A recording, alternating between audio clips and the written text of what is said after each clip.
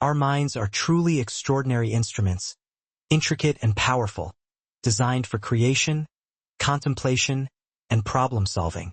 They are the crucibles where dreams are forged and realities reshaped. Yet, what transpires when this magnificent internal mechanism veers off course? When the very thoughts intended to serve us become an unruly torrent? Humanity stands unique, endowed with a cognitive prowess that outstrips every other creature sharing this planet. The annals of history are replete with testaments to the human brain's boundless capacity. From the sweeping narratives of literature and the architectural marvels that touch the sky, to the immersive worlds of cinema and the countless innovations that have propelled our species forward. This incredible faculty of thought empowers us to navigate our daily responsibilities, to pursue higher education, to meticulously chart the course of our futures. It is the very engine behind the relentless quest for truth, driving both meticulous researchers and intrepid conspiracy theorists alike to peel back the layers of the human condition and unearth its deepest oddities. But imagine, for a moment, a reversal of roles. What if this profound utility, our mind, ceases to be a tool wielded by us and instead begins to wield us? What if your internal world, once a sanctuary of reasoned deliberation, becomes a runaway engine, relentlessly devouring your vital energy merely to perpetuate a ceaseless stream of thoughts, many of them trivial, some utterly superfluous, and worst of all, many profoundly destructive?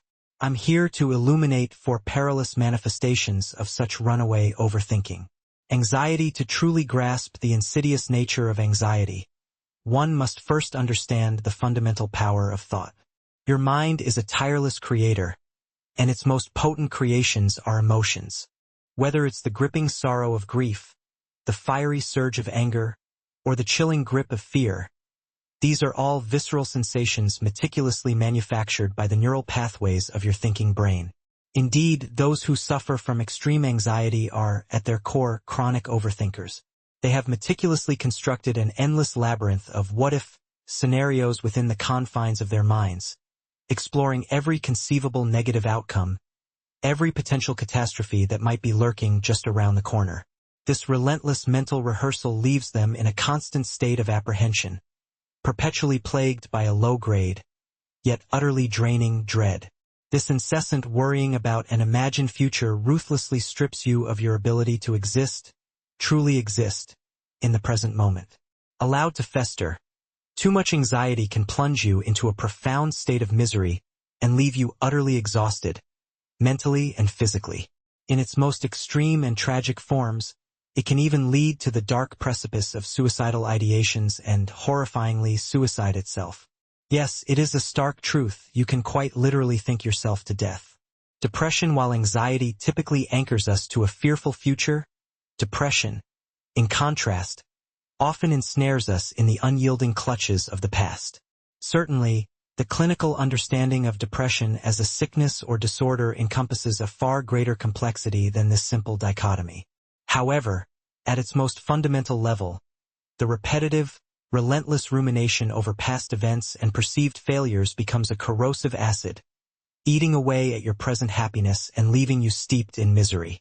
Some individuals, tragically, carry this heavy cross of the past with them, a tangible burden weighing on their shoulders every waking moment.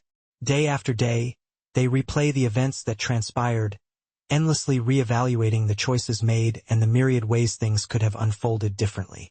What if I had said this? What if I had done that? They ask themselves, caught in an inescapable loop of regret. But here's the undeniable truth. No matter how much you replay, reanalyze, or regret, the past remains immutable. It is an invaluable exercise to extract the wisdom and lessons generated by your life experiences, using them as guideposts to forge a better future. Yet, to remain trapped in endless worry about those very experiences is an exercise in utter futility, an absolute nonsense. Just like anxiety, this corrosive dwelling on the past can erode one's will to live, paving the path to suicidal thoughts and, ultimately, suicide itself. Insomnia. Have you ever found yourself in that maddening predicament where your body cries out for sleep, utterly spent, yet your mind, a relentless engine, refuses to power down, actively withholding the peace you desperately crave? It's a common and profoundly frustrating experience to feel bone-tired, only to discover your thoughts are racing, keeping you wide awake. What many people instinctively do is try to force themselves into slumber, a futile battle doomed to fail. Falling asleep is a delicate subconscious mechanism, one that the conscious mind simply cannot strong-arm into submission. An overthinking mind, particularly one that then begins to obsess and worry about the very fact that you can't fall asleep, creates a vicious cycle that leads directly to insomnia. This is a potentially dangerous condition, as deep, restorative sleep is not merely a luxury.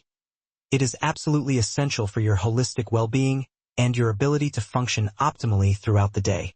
Insomnia, as I've touched upon previously, frequently intertwines with depression and anxiety, forming a cruel trinity of suffering. A common and particularly cruel symptom is waking abruptly around 4 o'clock in the morning, your mind instantly alert and buzzing, and finding yourself utterly unable to drift back into the embrace of sleep, even if you've only managed a mere 4 or 5 hours. When it comes to the sacred act of sleep, your mind must surrender completely, fully relax, and essentially become blissfully unaware that it is transitioning into sleep mode. Otherwise, it will merely continue its frantic internal monologue, rendering any attempt at rest utterly fruitless.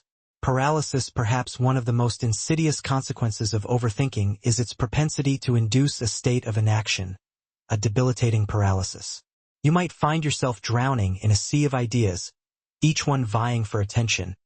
Or perhaps you've meticulously constructed 1,000 different scenarios, each culminating in the dreaded outcome of making the wrong decision.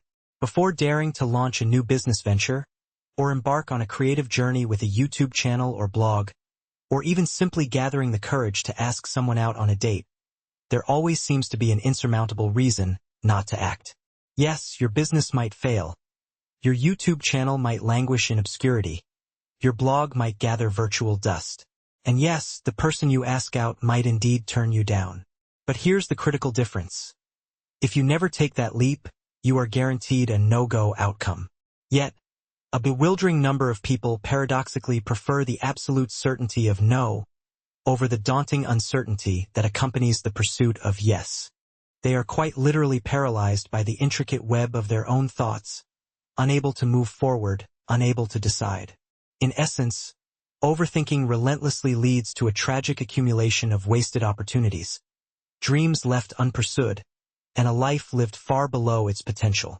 Overthinking, in its myriad forms, stands as the root cause of an astonishing number of personal difficulties and mental distress. And while these problems manifest psychologically, many mental problems surprisingly possess physical, tangible solutions. Meditation, for instance, offers a remarkably simple yet profoundly effective method for calming the turbulent currents of the mind. But its power is just one piece of a larger puzzle. There are many other equally vital options to explore.